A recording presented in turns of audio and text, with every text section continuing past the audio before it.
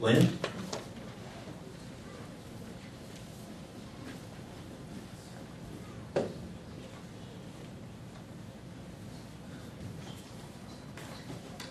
To the point of the economic viability of the Princeton Shopping Center. I've lived in the neighborhood of that shopping center since before it was built, and I knew the developer of the center.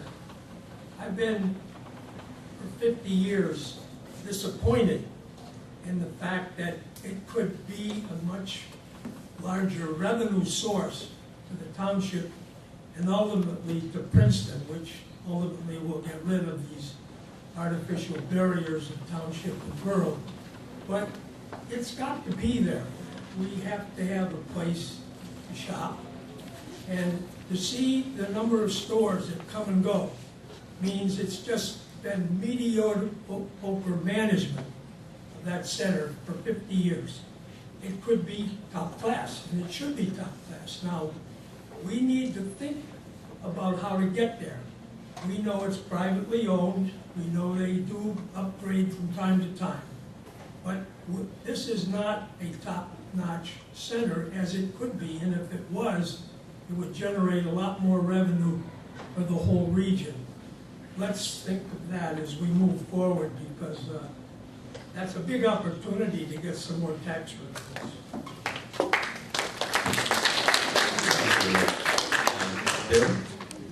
Yeah, quick modest funding proposal for the shuttle. I did a fairly quick calculation. I think we could raise about $50,000 a year from exterior advertising on that vehicle, tastefully done, of course, it's Princeton. And local independent businesses could participate, and also some of our nonprofits or McCarter or the library. I think it would work.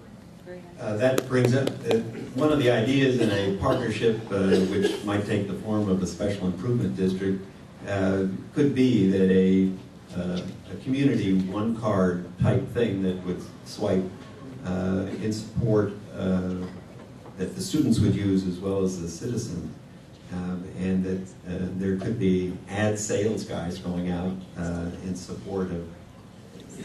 It takes a unified. It's hard work. It's a good idea. Other comments? Yes, sir.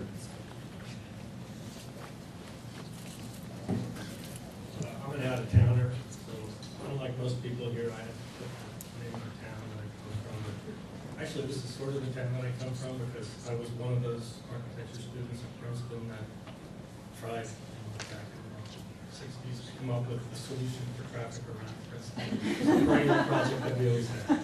I haven't lived here since 1973. That's when I left.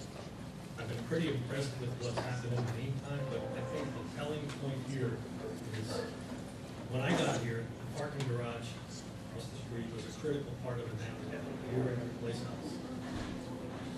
50 years from now, that won't be the case. We're going to see when gas gets to $4 a gallon, I'm getting back on a bus or a train or something. I think a lot of other people are.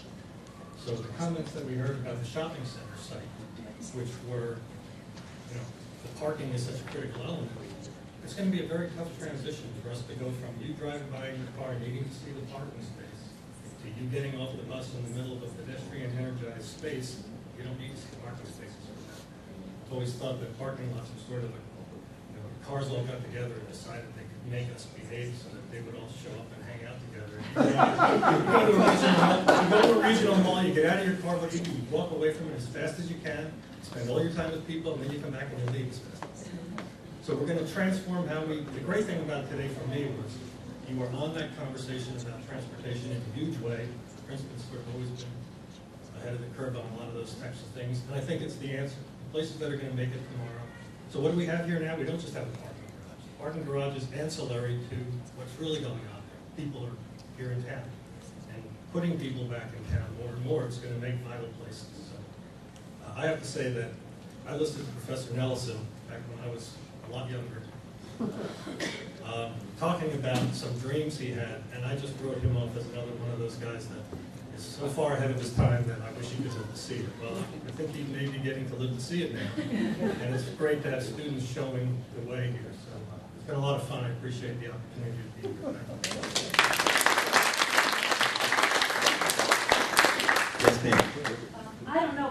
feasibility of this, but I'm a New Yorker, I would love to take a bus, and I would pay a subscription fee if I could just flash a card and get on a bus without having to pay a fare. And I know many other people who I think would, as you would pay for public radio or something, you know, you buy into it. And you get privilege. That's a good thought. Anyone else? Thank you all for coming, and stay tuned.